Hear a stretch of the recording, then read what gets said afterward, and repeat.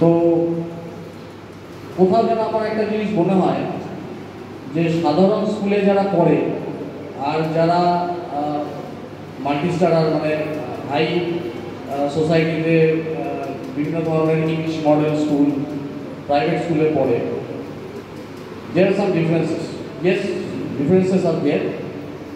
কিন্তু আমরা কিন্তু যারা বাংলা মিডিয়ামে সাধারণ মানের স্কুলে পড়ি তারা কিন্তু অনেক বেশি অ্যাডভান্টেজ পায় ওদের। কেন কি পায়?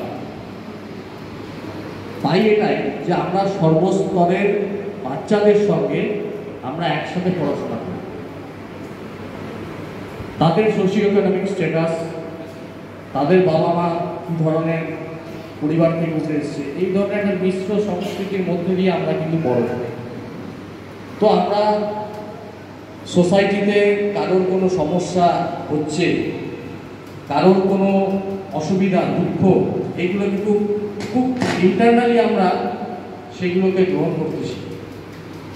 This is a big lesson. এটা ভীষণভাবে দরকার। আমি